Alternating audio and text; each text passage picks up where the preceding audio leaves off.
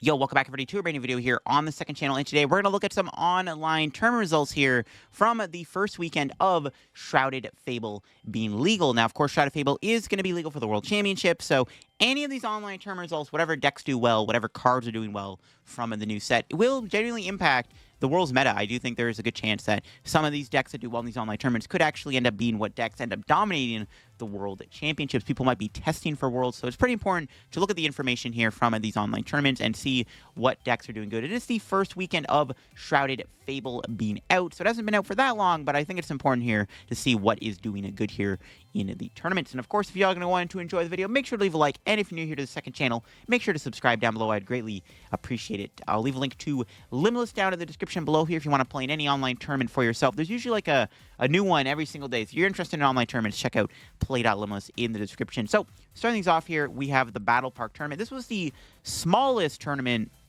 out of the bunch that I picked from. I think I have 4 tournaments here pulled up, but I did want to look at the results nonetheless. A very interesting Iron Thorns deck actually won this tournament here. Now, it was a quad Thorns deck with a Mimikyu and a Cornerstone Ogre Pawn included. It's kind of just like an anti-meta wall stall style deck here. It's basically quad Thorns with a couple of extra spice, I guess. There are a few new cards in this deck. The main one is, of course, that Chorus's Tenacity. I think Chorus is a really good addition to the deck because it's a great card to have in Iron Thorns. I've played a bit of it myself. It's really good being able to find a Lost City and a double turbo with the Chorus does make a big difference. You do have that Mimikyu and Ogre Pawn in the deck too, which I guess offsets some of the more, not awkward matchups, but more struggles you might have into something like Charizard EX, I guess, which Quad Thorns is fine into usually, but it can be shaky sometimes if they set up. But yeah, it's an interesting little stall deck here, kind of capitalizing on just, I guess, people like experimenting a little bit more now in the format and not really considering any of the like the extra things that could happen. So maybe just trying to take advantage of like the early stages of the world's meta, and it did win the tournament, so it's very interesting to see nonetheless. And then in the second place, we did have a Raging Bolt deck. Now, Raging Bolt doesn't really gain any new cards from new set. Per se, but this build here does actually incorporate the Ogre Pawn and the Sandy Shock, so playing the Cornerstone and the Sandy Shocks. Cornerstone having a decent showing. There's a good chance people were playing Ogre Pawn, like Cornerstone Ogre Pawn in their decks this weekend, mainly because people were expecting more Charizard, since people are trying to test Charizard for Worlds with Dusknoir, so it makes sense maybe why people were putting Cornerstone Ogre Pawn in their Raging Bolt and their Quad Thorns decks, because they want to respect the Charizard matchup. But Raging Bolt does seem like a good deck going into the Worlds format. And it's interesting it did lose to the Quad Thorns deck. It's a bad matchup, though. I mean, the ability to get shut off. There was a Dragapult here in top 4. Dragapult does gain some interesting new cards. Actually, ooh, it is a Dragapult Charizard deck. I just realized that. I thought it was like Dragapult Pidgeot with like a Dusknoir included, but no, it is indeed Dragapult Charizard with the Dusknoir. Now, the big omission from this deck here, looking at it, is there is no Bibarel in the list. Actually, it's kind of similar to the list I've been using, to be honest with you. It's got the Arvin, the Kirin, the Turo. Does play a Roxanne, that's interesting. Plays 1 Iono. But yeah, the big thing is it, swapped out the Bibarel, fit the Dusknoir line in the deck, does play that Pheasantipity in the deck too. Pheasantipity is a really good inclusion in Charizard and in Stage 2 decks in general. Definitely a card I'm considering putting in my Dragapult Charizard deck in this format is adding a Pheasantipity due to its immense draw power being very useful. Looking at the list some more here, does play the Energy Count, the 4 Fire, 2 Psychic, 1 Neo Upper, so it's kind of like the build I've been using, but just kind of updated a bit with the new set. The Dusknoir engine does really complement Dragapult. Like, even if you're not playing Charizard EX in your Dragapult deck, having Dusknoir can make a big difference. Dusknoir and Dusclops both synergize really nicely with Dragapult's Phantom Dive attack. It actually makes Dragapult a very scary threat, which is what I think makes this deck pretty good. Whether or not you need Charizard or not is kind of up to you if you test the deck yourself. But I do think Dusknoir and Dusclops definitely does make Dragapult a whole lot stronger, and it's something that I've been looking at myself, because yeah, the ability to do more spread damage with Dragapult is very, very scary, because sometimes Dragapult doesn't hit those high enough numbers, but when you can go Dusclops/Dusknoir, all of a sudden Dragapult becomes a huge threat. Like, even being able to Dusclops, putting 5 damage on a basic EX Pokemon to be one-shot by Phantom Dive is also pretty deadly. And then, of course, we have a Snorlax in top 4. Snorlax, I think, is like an interesting deck in this new format. Not really any new cards in the deck other than the new Xerosic Mechanician in this deck, because Xerosic is a pretty annoying card, so definitely a decent inclusion within Snorlax, but not really too much to write home about with Snorlax right now. It's just kind of, it's Snorlax, gets the job done. This one does play Hammers and Bellowing Fan, so it's really trying to be aggressive with that energy removing even has Giacomo in the deck here. So really trying to just be aggressive, remove energy, and just be as annoying as possible. But we'll see where Snorlax goes for the Worlds format. We do have a very interesting Lost Box deck here. It was a Lost Zone deck playing a lot of interesting stuff. We got Miraidon in the deck. Roaring Moon went back into the deck here. The big thing is the Pheasantipity and the Rotom. So having a little bit more extra draw power within the deck isn't bad. It's interesting to see where Lost Box is going to go in the Worlds format because everybody's scared of playing it right now due to the popularity of Kyurem. Actually, one crazy thing about this Lost Box list in particular, there's no Cram or Sableye or Manaphy. I just realized that. This is all just 2-prize Pokemon. And honestly, that maybe is the way to go now because the threat of Kyurem could maybe be a lot for the deck. I don't know. I mean, I guess like you're already putting Comfey in play. So I don't know. It's interesting there's no Manaphy in this build, considering Kyurem. It's an interesting concept. I think Roaring Moon does have a home right now in Lost Box with Charizard becoming popular again. Roaring Moon's always been good against Zard. And Roaring Moon, well, it's not fantastic against Regidrago. It isn't terrible against Regidrago either. So it's not bad into that matchup, which obviously is arguably the one thing that holds back Lost Box right now is the popularity and power of Regidrago. So very interesting Lost Zone deck here. We got an Ancient Box deck here in the top 8.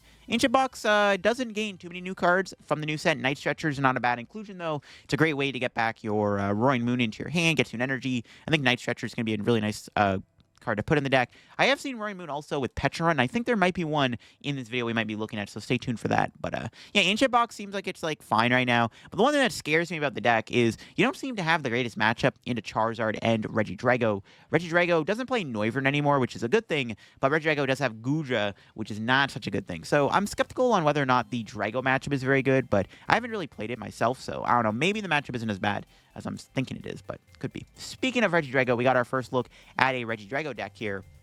And yeah, this one does have some new cards, and it does play the Pheasantipity, and it does have the Kyurem in the deck. The one other interesting thing about this Regidrago list is trying to capitalize on that Kyurem's attack using the Prime Catcher and the Canceling Cologne. That's one thing that some Drago lists are starting to incorporate right now, and one thing I'm interested in seeing is, are any of the Regidrago decks in the rest of this video, are they going to be trying to play Canceling Cologne Prime Catcher? Because it's a little bit of a greedy play.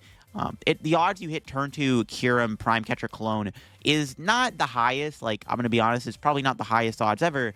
But I'm interested to see if you can, pull it off as often. I guess even in the mid game, you can get a lot of use out of Prime Catcher and Canceling Cologne. But yeah, it's a bit more of a greedy tactic. But if it hits, it hits.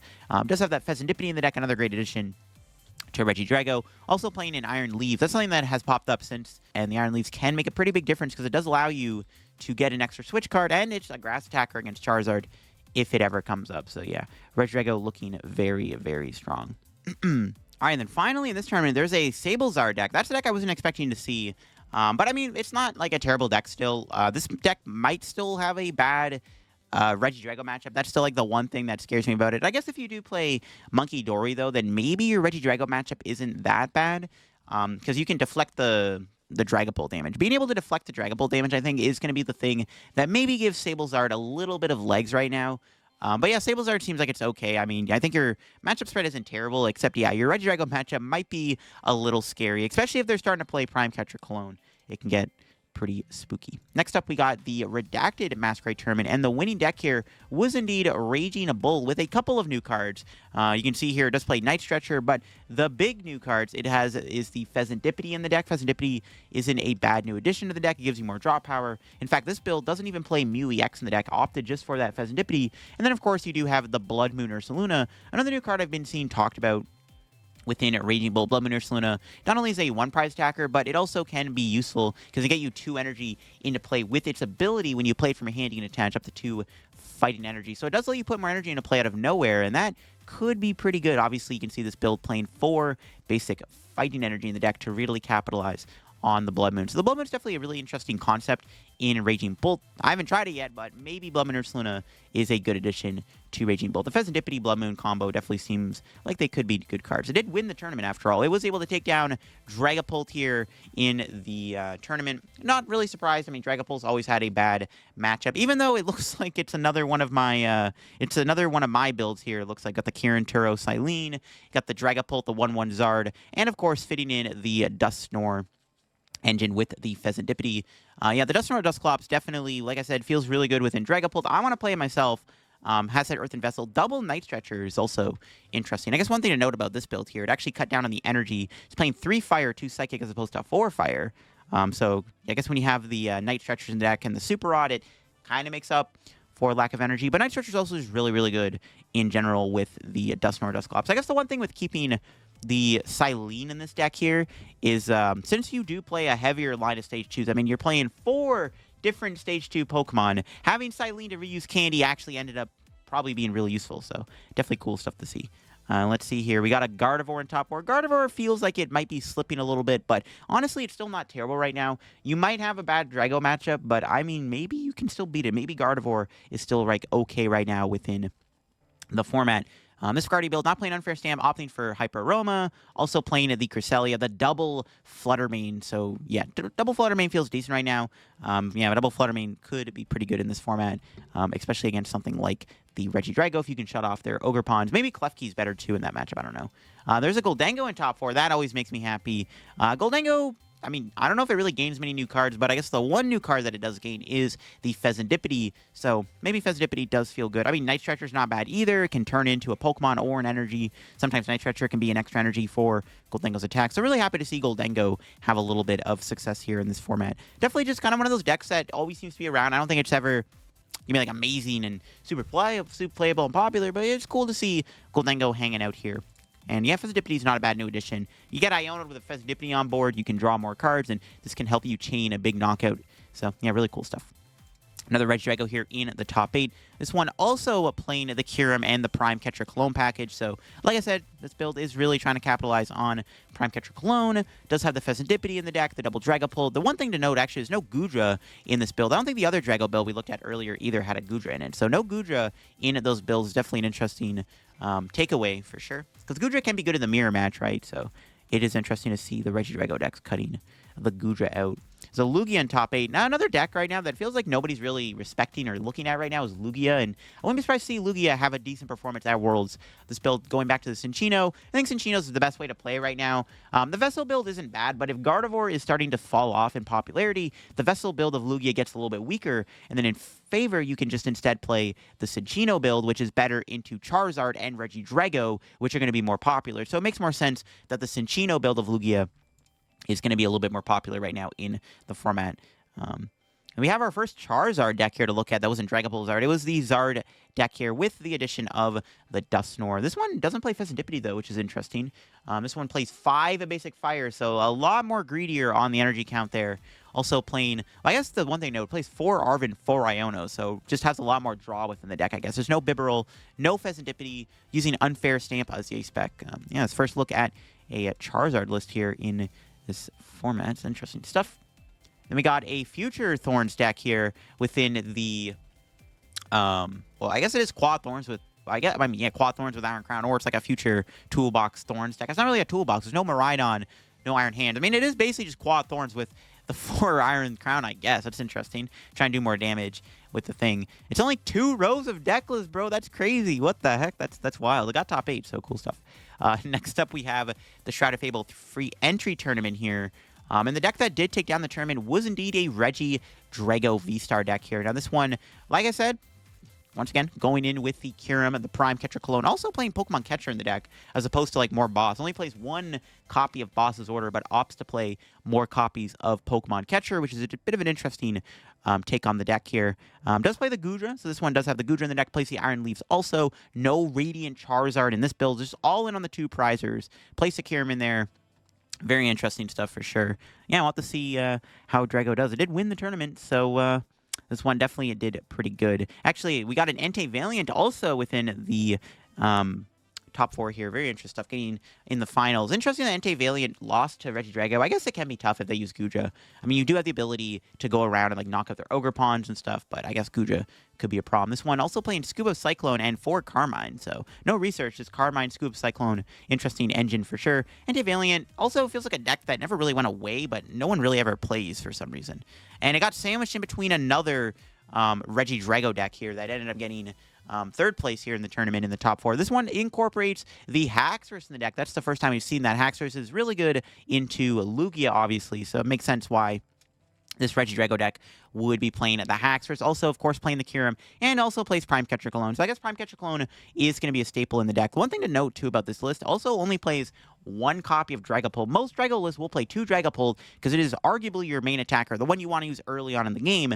So only playing one is maybe a little bit more greedier, but I mean, hey, if it works, it works. I guess when you have Kyurem, you also have a little bit of spread in the deck. We see a Snorlax here within the tournament, too, doing pretty good. We got the Snorlax playing Neutralization Center in the deck, and still has Xerosic in the deck. So Xerosic and Neutralization Center, and I guess a Night Stretcher are the big inclusions. Also playing the Mantine in the deck, trying to get Pokemon onto the bench if your opponent tries to play around. Stuff like Accompanying Flute and Erica, which is a little annoying, but Snorlax, I guess, still strong in the format, so I mean, that's not going to be the last we probably see of it in one of these top 8s. We got a Lugia here within the top 8 once again. This one, like I said, just playing the Cinccino. Does play the Wellspring Ogerpon in the deck. Lugia doesn't really gain that many new cards in the new set. Arguably, you don't really get any new cards at all. Like, maybe you'll play Pheasantipity. That's the only card I've seen Lugia players talk about playing, but some Lugia lists don't even run Pheasantipity, so maybe it's not even worth including within the Lugia deck after all. But it seems like Lugia is just kind of doing its thing right now. And then, of course, we have a Regidrago deck once again in the top 8 here, also playing the Haxorus within that deck. But also, thing to note here, there's no Kyurem in this build, so a Kyuremless Regidrago build. Interesting stuff. I mean, Kyurem's good in the deck, but, you know, there are downsides to it. You have to discard all the energy on the Regidrago. Depending on when you use Kyurem, it actually could end up backfiring for you. So it is interesting to see a Drago list here without Kyurem in it within the top 8. Then we got a Guardy here within the top 8 also, playing the double Monkey, the one Flutter Mane, putting Mimikyu back in. Mimikyu seems good right now in Guardy, especially against stuff like Regidrago, where they may not have as many answers to the Mimikyu. So yeah, the Mimikyu definitely feels like it could be a decent inclusion within Gardevoir right now in the format. And then we got a Turbo Moon in the top 8 here. I mean, another deck in this new format doesn't gain that many new cards. Like, probably Pheasantipity is like the only card I can see Turbo Roaring Moon play. But it's cool to see Turbo Moon here still do well. It's a fine deck. You know, it has the ability to use Greninja, Prime Catcher Cologne. It's got the energy switches to pull that off. So it's still like a really strong deck. It's just like Goldengo. I feel like it's in the format, but just nobody really plays it when it's honestly not even that bad. And then finally here we got the Doom World Championships Day 1 tournament. This was the big one, the one that had like 300 plus players. I actually did a video on the deck that won the tournament here, which of course was the Ogerpon Dusknoir deck here. Now, like I said, I've done a video on this deck. If you want to see gameplay with this deck in action, definitely check out the main channel's most recent video down below, because it definitely is a really interesting concept. I mean, the idea of putting Dusknoir with just a bunch of 2-prizers makes sense, because at the end of the day, you're trying to make your opponent go 2-2-2, so you can afford to give up that one prize. It doesn't really make a difference, because your opponent still has to take out 3 2-prizers, so using Dusclops once in a match doesn't really hurt you too much. And that's like a really interesting concept that I maybe want to apply to other decks going forward. But the Ogerpon concept was cool. The Weirder is really interesting too. Being able to use Weirder was really fascinating within my video. The Ursaluna is cool in the deck too. Just all 2-prizers. Plays like the entire draw support engine in the format. Pheasantipity, Squawk, Fish, and Mew. So some pretty crazy stuff. And it did win the tournament, which is really cool. So, I don't know, it's an interesting concept for sure. Was able to take down, it looks like Ancient Box in the finals. And Ancient Box with Petron. I did say that earlier in this video when we looked at an earlier Ancient Box list. I was like, yeah, I'm expecting to see Ancient Box with Petron. I think I saw that, and well, here we are. We do see Ancient Box with Petron. Petron's an interesting idea within the deck. It does give you a free switching card, which is nice. You know, if you have something in the active, you can switch it out. You can also use Petron as a way to deal with Snorlax. So if you're playing against Snorlax stall, just using Petron with Roaring Moon makes a lot of sense, because you're able to just constantly go in and out of the active spot and keep swinging with the Roaring Moon over and over again. Because Ancient Box is pretty good into Snorlax when you can constantly get out of the active spot, because you are able to abuse Roaring Moon's attack and one-shot Snorlax pretty quickly. And you can even like knock out Rotom and stuff. You're not really affected by the Cornerstone Ogerpon and the Mimikyu, so really you just run them over. And when you have the Petron, it makes it really hard for Snorlax to keep up against you, so not bad. And it definitely had that showing, as you see here. There's like 3 Snorlax in the top 8. We got yet another Regidrago deck here. Also does play Kyurem and Prime Catcher Cologne. Plays Pheasantipity. It's got the Goodra in the deck, so pretty solid 60. Playing 3 Research, 2 Iono, and 3 Boss also. Playing 3 Vessels as opposed to 4, so kind of had to cut out on the Vessel side to fit some of the more new cards in the deck. And yeah, here we go. We got 3 Snorlax in this top 8. That is just diabolical. The highest placing Snorlax was playing a Crushing Hammer and Bellowing Fan. So again, trying to remove the energy. That maybe would give you a bit more of a fighting chance into maybe something like the Ancient Box deck or even Regidrago, which definitely does seem decent. We got yet another Snorlax. Like I said, 3 in the top 8. This one doesn't play hammers. It does play more just straightforward stuff. We see 3 Eerie, got the 1 Zerosic in the deck. Does play the 1 handheld fan, but not playing the hammers. Then we got another Snorlax in top 8, also playing Crushing Hammer. So Snorlax with hammers may be the way to go. This one also plays double Zerosic, which is an interesting thing within the deck here. But yeah, it does play the 4 hammers, so really just trying to capitalize on Crushing Hammer. Pretty evil stuff for sure, pretty evil stuff. And it does make your Drago matchup a lot stronger, right? So it is what it is. And we got Raging Bolt in the top 8 here, playing Pheasantipity in the deck and a Night Stretcher. Does also have Judge in the deck. I've seen some Raging Bolt lists incorporate Judge, so if you get that early game attack, you could just judge your opponent to 4 and kill their active. A lot of the time, your opponent will struggle to come back from that, so it's really cool. The Judge definitely is interesting over Iono, because, yeah, Judge can win you the game on the spot. If you just go Raging Bolt, knock out Judge, sometimes decks can't recover from that, so definitely interesting to see that. And then we got a Lost Box in the top 8. A lot more Lost Box in this video than I expected. I like this build. It's playing kind of like the NEIC concept here. It's got the Thorns, the Blood Moon, the Iron Hand, but incorporates a 1 of Cornerstone Ogre Pawn. I don't hate that. I mean, it's good into Charizard, and, you know, Charizard is, you know, supposed to be good in this format. Now, one thing I want to take away with this video here, because this was the final deck here within this tournament to look at in the top 8, and one thing to note, there was only 1 Charizard deck in the top 8 this weekend. I mean, there were the Dragapult Charizard decks, if you even want to count that. But it's like just normal straight Charizard with Dusknoir, the one that everyone's been hyping up. We didn't see like that many. There's literally just one. So is Charizard that good for Worlds, or is it overhyped? I don't know. Maybe enough people aren't playing it. Maybe they're just trying out other decks instead, like the Regidrago deck, the Snorlax deck, and stuff like that.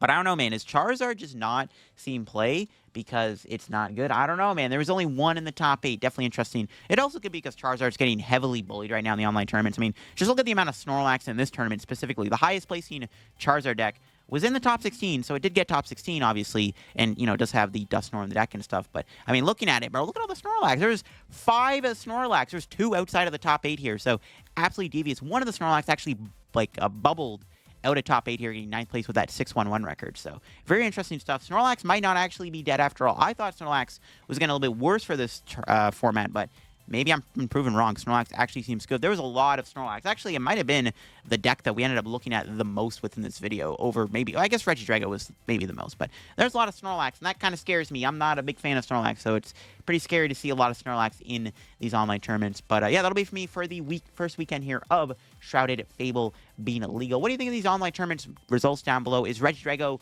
the best deck right now? Because it seems like it could be. It did win a tournament. Snorlax still alive. Dragapult Charizard being potentially the best way to play Charizard right now, the one that saw the most amount of play and success within these online tournaments. Gardevoir still kicking around. Raging Bolt also still doing good in this format. So some interesting stuff to note here. Lugia maybe being a bit of an underdog deck. It'll be interesting to see the next video here we look at these online tournaments probably within the next week and kind of see how the results have evolved going forward as we head into the World Championships. Like I said, if you enjoyed the video, leave a like. If you're new to the channel, subscribe down below where we are on the road to 16,000 subs. And yeah, I'll leave a link to play it at Limos down below if you want to play in any online tournament for yourself. Like I said, and I'll catch y'all later. Bye-bye.